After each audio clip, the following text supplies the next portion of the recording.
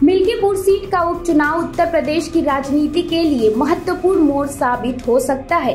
अयोध्या जिले की इस सीट पर चुनावी मुकाबला बीजेपी और समाजवादी पार्टी के बीच प्रतिष्ठा की लड़ाई बन चुका है।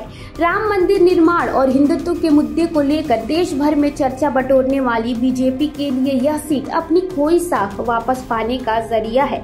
2024 के लोकसभा चुनाव में अयोध्या सीट पर मिली हार ने बीजेपी को गहरे झटके दिए थे। ऐसे में पार्टी इस बार किसी भी तरह की ढिलाई से बचते हुए पूरी ताकत झोंक रही है। मुख्यमंत्री योगी आदित्यनाथ ने 6 वरिष्ठ मंत्रियों को इस क्षेत्र में जिम्मेदारी देकर चुनावी तैयारियों को धार देने का प्रयास किया है।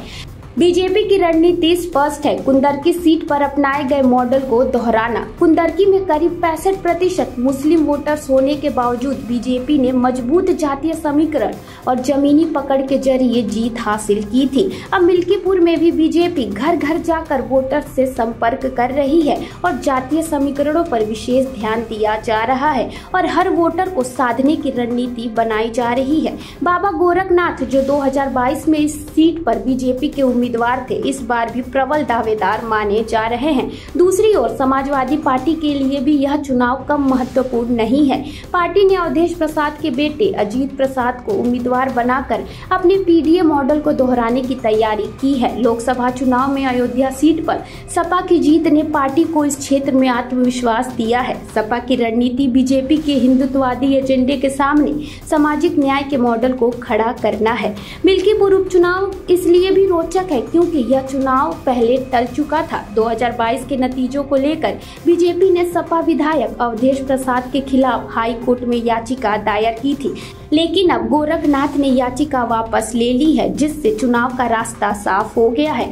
राम मंदिर ने धार्मिक और राजनीतिक प्रभाव के बावजूद अयोध्या लोकसभा सीट पर बीजेपी की हार ने सपा को बढ़त दी थी। अब सवाल यह है कि क्या बीजेपी अपने राष्ट्रवाद और हिंदुत्व के मुद्दे पर इस सीट को फिर से हासिल कर पाएगी या सपा अपने पीडीए मॉडल से जीत दर्ज करेगी।